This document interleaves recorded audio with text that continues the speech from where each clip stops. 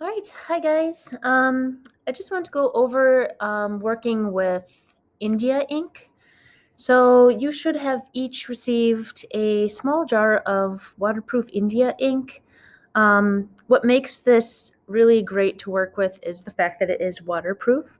So if you like to draw, do fine line drawing, or if you like to do watercolor, you can make drawings with India ink using the pen, or you can do washes of black and then come back in with watercolors and other materials and add to it, and it will not smear the drawing that you did with your India ink. So it's really great for that reason. It is also very unforgiving. So once it's on the paper, it's hard to remove. So I wanted to go over a couple of techniques of working with India ink that you guys can try out. I have two different types of paper here. And I'm going to show you kind of how India ink reacts differently to both of them. So this is watercolor paper. It's thicker, more absorbent. Typically, there is a front and a back side to watercolor paper. It doesn't necessarily matter for our purposes, but in case you were interested, there's usually a deckled edge, which is like the rough edge of the paper. Whatever side is kind of like where the edge of the paper kind of curves down, that's the front side. And you can also usually tell by the texture of the paper itself. It's usually more textured on the front of the paper versus the back. And sometimes there will be a watermark, which I don't think there is on this paper, which if you hold it up to the light, you'll be able to see. If it reads right, then you're looking at the front side of the paper. If it's reading wrong, you're looking at the back side. So I'm a paper nerd. What can I say? That's watercolor paper. This is mixed media paper, which also it works great for India ink.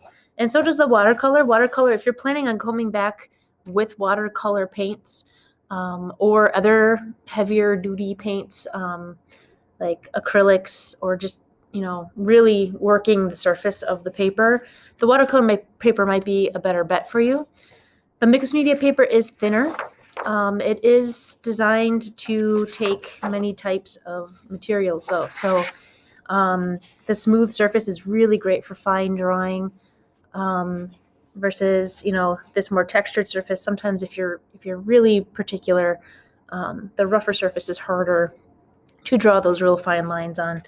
But both of these papers work really great for India ink. So I am going to start off by taping my paper to the board. The reason I'm doing that is because we will be adding water. We'll be using water, and we'll be using ink, which is water with color in it, essentially. And what will happen is if you don't tape it down, your paper's going to start to warp while you're working on it. And it can become a little frustrating. This happens a little bit more with the mixed media paper than the watercolor. So you can still see this did warp when I did not tape it down, but a lot less so than that mixed media paper. So just keeping that in mind. Watercolor artists typically will like stretch their paper and tape it down, and but again, for our purposes, we're just kind of experimenting with India ink. We're just going to tape it so it warps a little less, is the idea. So you can just use regular old painter's tape. You can buy it at the hardware store. I am just going to tape both pieces down at the same time here.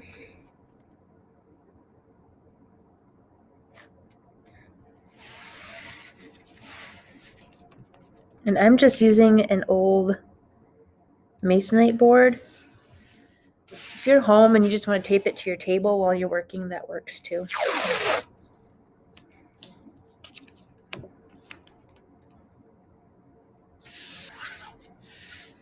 All right, so I've got my two pieces of paper taped down to my board.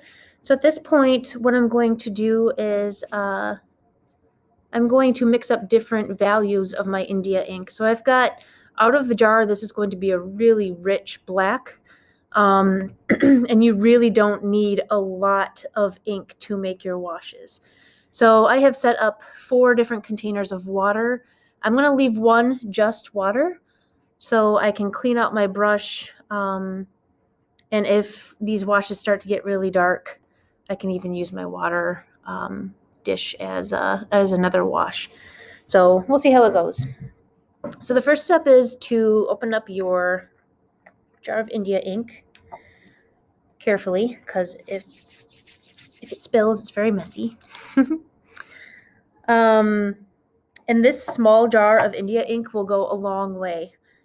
This stuff is really potent, so you should not even get close to using up all of this ink in our semester, unless you really get into India ink, which would be great. So I dipped my small brush into the India ink, and then put it into that first dish. And now I'm just kind of drying off my brush. That's my first dish is just going to have 1 drip of India ink. Some of the India ink bottles come with like a little eyedropper thing. These don't. I find that just filling my brush, dump it in there, kind of stir it up. Try to leave as much ink in there as possible. Grab another one. So my second dish is going to have at least 2 brushes. Or 2 brushes full of India ink. You probably want to squeeze out the excess water before you go dipping in for another brush full of India ink. Because that way it'll pull up more India ink than if the brush is full of water, it's not going to take as much. So I'm going to do that. Squeeze all the water out of my brush, grab another drip.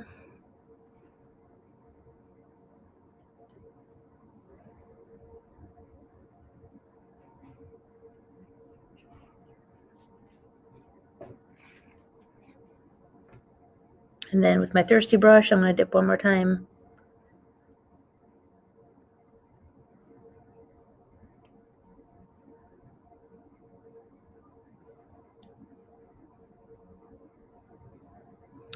All right, so now I've got my water dish. I've got my 1 drip, 2 drip, 3 drip, different washes of India ink. And then, of course, I've got my pure black. So what you can do, if you would like to, you could trace out a rectangle on your piece of paper, just to kind of keep your image within that frame. What's nice about that is you now have this little extra space on the outside of your drawing that you can kind of test out the washes on, and see how it reacts to your paper, if your washes are the right color that you're looking for. It just gives you a little bit of testing ground if you need it. So you can come in here and make a drawing with a pencil, and then kind of like lightly erase the lines, come in here and sketch it with the pen and nib, which I'll show you in a minute. Or you can just go for it. So it's kind of up to you how you want to approach your India ink drawings, paintings. If you have something in mind that you really want to keep precise, I would recommend doing it with pencil first and then coming back with the India ink after the fact. You can erase the lines before you draw with India ink, or you can draw with India ink and then come back and erase any of the pencil lines that are still showing. That is completely up to you. So right now, I'm just going to test my washes just to see how light and dark they are. So with India ink, just like watercolor paints, usually you lift up the brush and there's that little drip of water that kind of collects. With watercolor paints, you typically kind of drag that drip around to distribute the paint evenly. But whenever you lift up that brush, if you haven't used all of that water, it's going to leave that dark spot. So what you can do is kind of blot that up with paper towel if you don't want that, because that'll leave kind of an uneven. See how like every time I bring my brush down, it distributes more water. So it might be a good idea to have some extra paper towel just kind of sitting around. So that was my lightest wash. This is the 2-drip wash. Again, kind of dragging that water down the page to try to evenly distribute that drip of water. Pull up the excess. And then I've got my 3-drip wash, which looks very similar to my second one. So what I might do is go back into my India ink and put one more drip in there just to see if that makes a difference.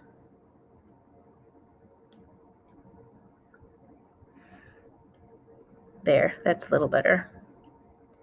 A little bit more of a difference in color there.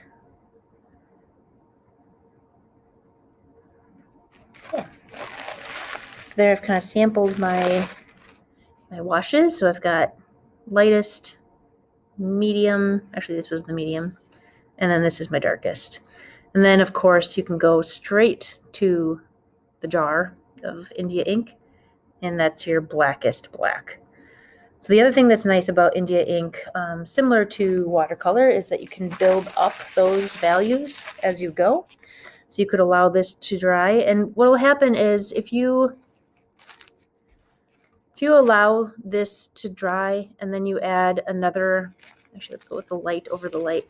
So this is my lightest over that lightest. It'll have kind of a sharper edge to where you added more.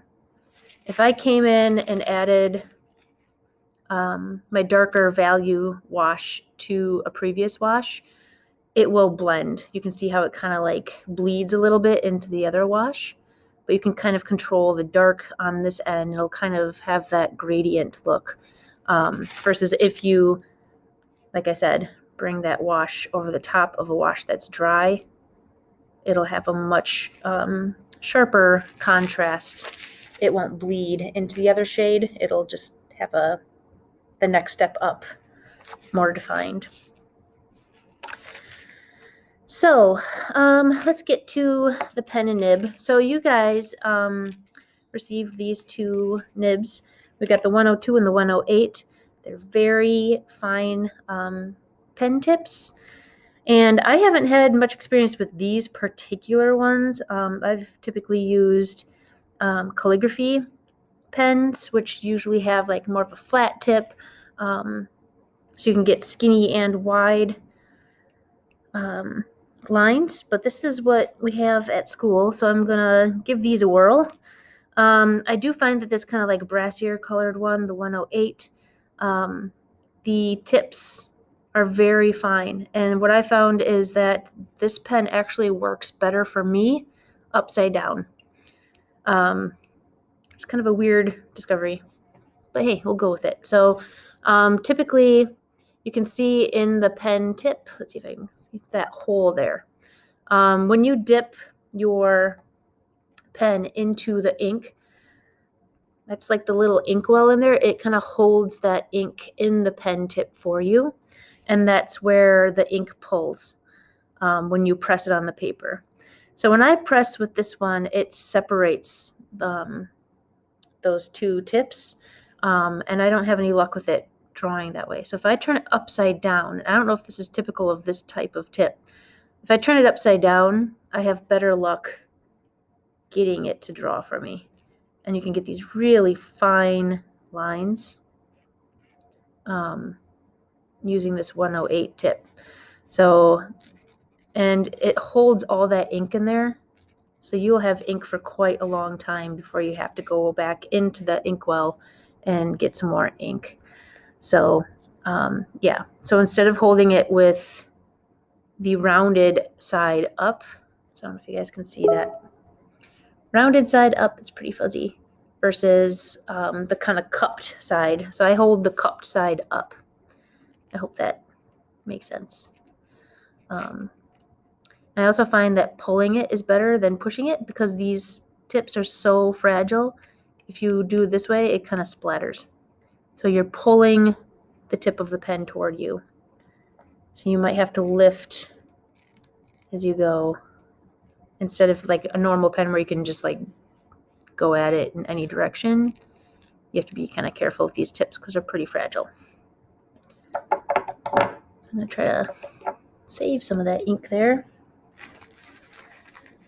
So the other tip that we have is the 102. And again, you just insert them into the pen holder here. I'm going to dip it in my inkwell. And this one actually draws pretty well the correct way. So this one is a little bit sturdier. It doesn't have those real fragile, almost like hair-like tips. So you just dip it. It doesn't hold as much ink, so you will have to dip it a little bit more. And the line is a little bit thicker, so it's less fine. But you would hold this one so that the rounded edge of the nib is facing up. So you can kind of experiment with the lines. And you can draw over washes. Preferably when the washes are dry, because otherwise it might start to bleed. Or you can start to kind of tear up the paper. So yeah. So I'm just going to draw some random things on here. So this other nib, the silver one, is much more versatile. You can kind of go in the different directions.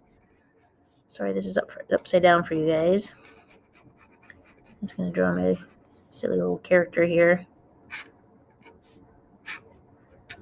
Versus the other one that you have to be a little bit more careful with when you are, like which direction you're going in. It's just a finer tip.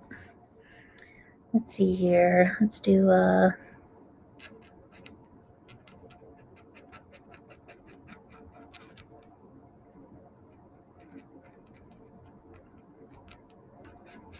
so of course when you're drawing, hopefully you're have an idea of what you want to draw. Right now I'm just going for it. All right.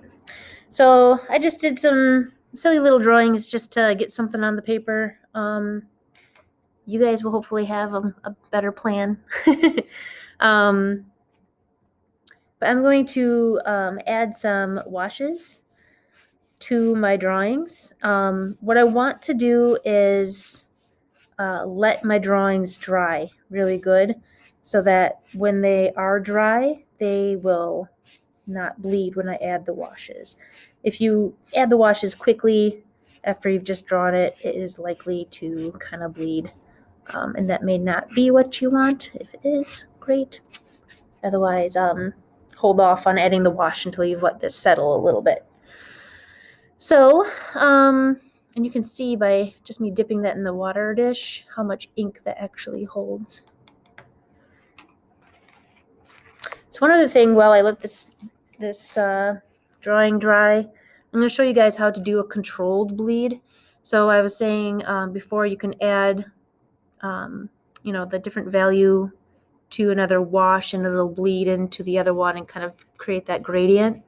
So what I'm going to do is I am going to take just water, okay? So there's no ink in this at this point. I'm just creating a wet spot on my page. So I'm just going to make a big circle. It can be anything. You can fill the whole page with water just to see what happens. And I'm going to do it on both the watercolor paper and the mixed media, so you guys can see. So I just added water to it. And before the water dries, what I'm going to do is I'm going to take my brush, I'm going to dip it directly into the India ink and drop it into that water. And it'll stay within that pool of water that I put on the page, but it will bleed kind of naturally in its own direction. So if you're interested in kind of like abstract kind of patterns, these are really fun to kind of experiment with and see what happens. You could even try some of the later washes, but I think it's more interesting when you have the the black and the clear. So yeah, you just kind of let this dry at this point, see how it settles itself. It just makes some kind of interesting patterns. It's kind of fun to play around with. I might even do that with my bird over here once I get him kind of dried up. So if I'm going to, when I start working with my washes, what I'm going to do is I am going to, again, add water to my page first, just to kind of wet the surface. And then those washes will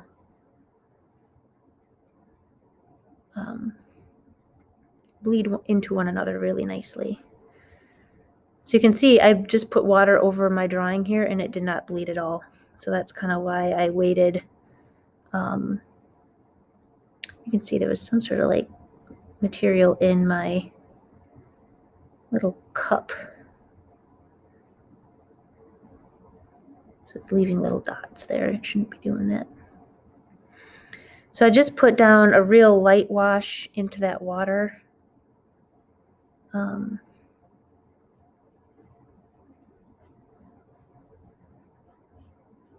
Just starting to add those gradients. You can see too, even with my paper tape down, it's still warping.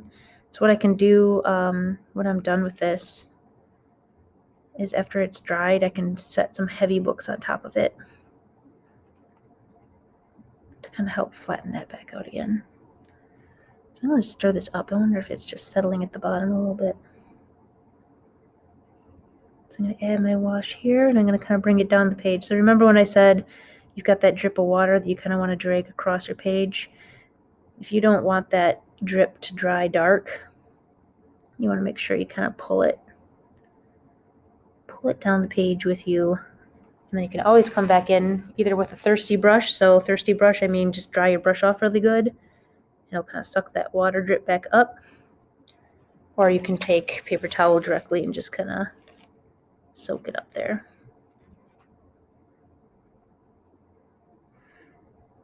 All right, so I'm going to go for my darker wash here. And two, I can come back in here when it's dry and do a little bit more to darken it up where I need it to be darker.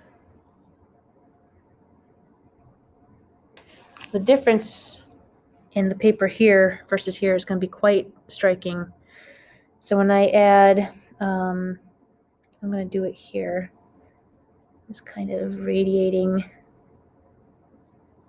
lines coming out here. So I'm going to kind of pull, adding the water to my page there. And what I'm going to do is add my washes here. So I'm going, typically you work light to dark because you can always add more. You can't always take back, especially with India ink, because once it dries, it's there. So I'm going to give myself a thirsty brush and kind of pull some of that back.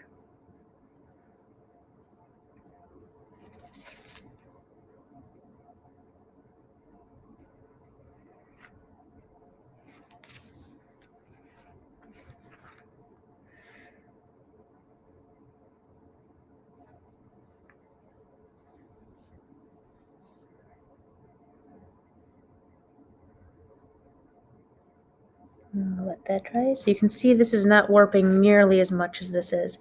So if you really want to work precisely with a lot of washes, I would recommend the watercolor paper. It just holds it better in general. So again, you can slowly build this up. Let that dry a little bit and then come back in. Make it a little darker. And you can use like a hair dryer if you're very impatient and you just want it to be done. That's fine. It might make your drips run, but that might be an interesting effect that you like too. So again, don't be afraid to try things that just to see what happens.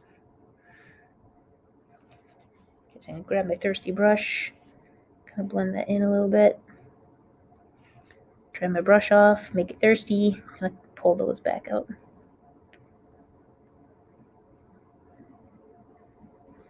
Okay, so I started with that. I'm going to come back and do that control bleed kind of in this bird here. And then once it's all dry, I can come back and do more line drawing if I wanted to.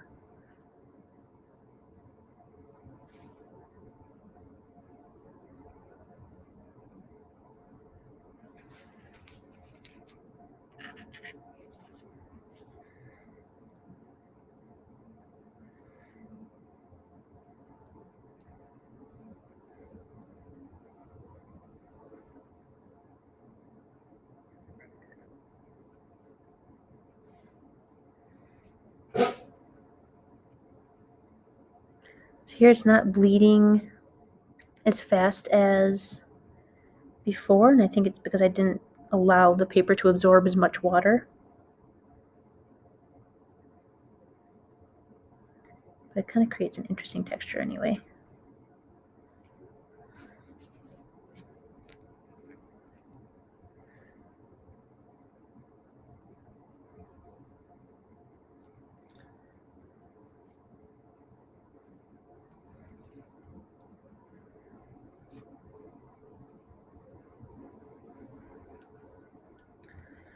Okay, so I'll probably let this dry, come back in with my pen, do a little bit more drawing. I might add more layers of value to this guy, just to, create a little bit more contrast, show a little bit more light and shadow.